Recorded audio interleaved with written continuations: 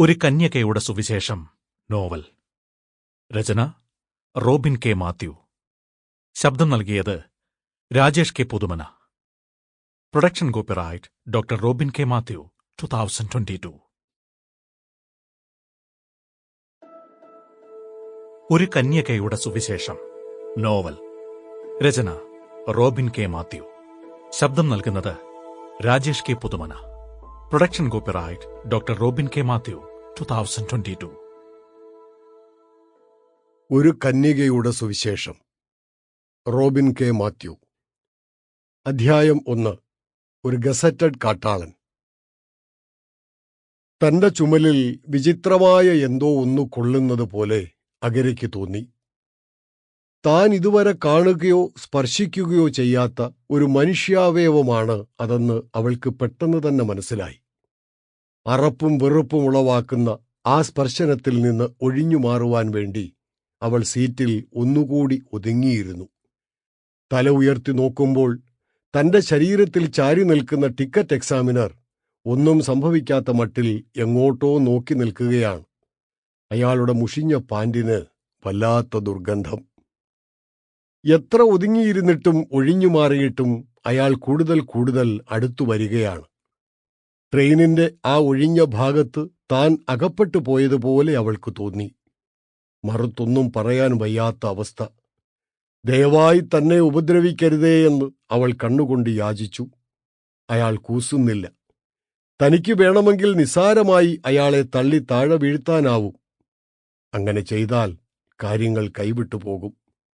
ടിക്കറ്റില്ലാതെ യാത്ര ചെയ്തതിന് ട്രെയിനിൽ നിന്ന് ഇറക്കിവിട്ടേക്കാം. തന്നെ ആക്രമിച്ച് അതേ ആളുകളോ അവരെപ്പോലെയുള്ള മറ്റുള്ളവരോ പുറത്ത് കാത്തു നിൽക്കുന്നുണ്ടാവും. ഏതാണ്ട് 1 മണിക്കൂർ മുമ്പ് നടന്ന കാര്യങ്ങൾ അവളുടെ മനസ്സിലൂടെ മിന്നിമറഞ്ഞു.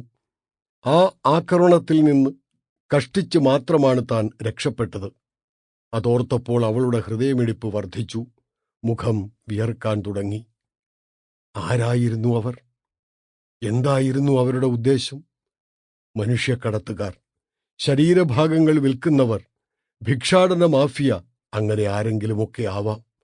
ഏതായാലും തലനാരിഴ വ്യത്യാസത്തിലാണ് അവരുടെ പിടിയിൽ നിന്ന് രക്ഷപ്പെട്ടത്. പുറത്തുള്ള കിരാതന്മാരെ അപേക്ഷിച്ചു നോക്കുമ്പോൾ ഇവിടെ തന്നെ എങ്ങനെയെങ്കിലും കഴിയുന്നതാണ് നല്ലത്. ഏറ്റവും വൃത്തികെട്ട ഒരു അനുഭവത്തിലൂടെയാണ് കടന്നു പോകുന്നതെങ്കിലും തന്റെ ജീവൻ ഇവിടെ സുരക്ഷിതമാണ്. ടിക്കറ്റ് എക്സാമിനർ അക്രമം തുടരുകയാണ്.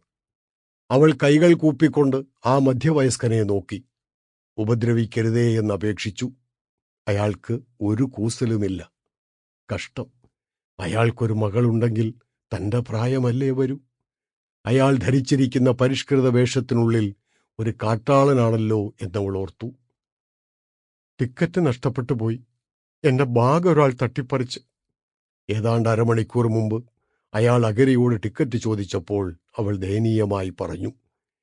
ടിക്കറ്റ് എക്സാമിനർ അവളെ അതിശയത്തോടെ തുറച്ചു നോക്കി. അയാൾ മനസ്സിൽ ചില കണക്കുകൂട്ടലുകൾ നടത്തുകയായിരുന്നു. ഇവളൊരു നാടോടിയല്ല. കണ്ടിട്ട് മാന്യമായ രൂപം, സുന്ദരിയാണ്, നല്ല വസ്ത്രവും. പക്ഷെ കയ്യിൽ ഒരു പേഴ്സ് പോലുമില്ല. ഇത്രയും മാന്യയായ ഒരു പെൺകുട്ടി ട്രെയിനിൽ ടിക്കറ്റില്ലാതെ ഈ രാത്രിയിൽ ഒറ്റയ്ക്ക് യാത്ര ചെയ്യുന്നത് എന്തിനാണെന്ന് മനസ്സിലാകുന്നില്ല. അതും AC കമ്പാർട്ട്മെന്റിൽ. നല്ല വസ്ത്രമാണെങ്കിലും അതാകെ ചുളുങ്ങി, തലമുടിയൊക്കെ പാറിയാണ്. ഒരുപക്ഷെ ഇവൾ ഒരു കോൾ ഗേൾ ആയിക്കൂടുന്നില്ല.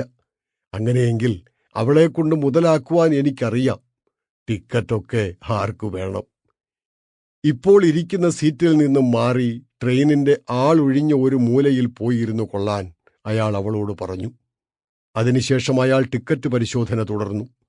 ടിക്കറ്റ് എടുക്കാത്തതിൽ, താൻ ശിക്ഷിക്കപ്പെടാത്തതിൽ അവൾക്ക് ആശ്വാസം തോന്നി.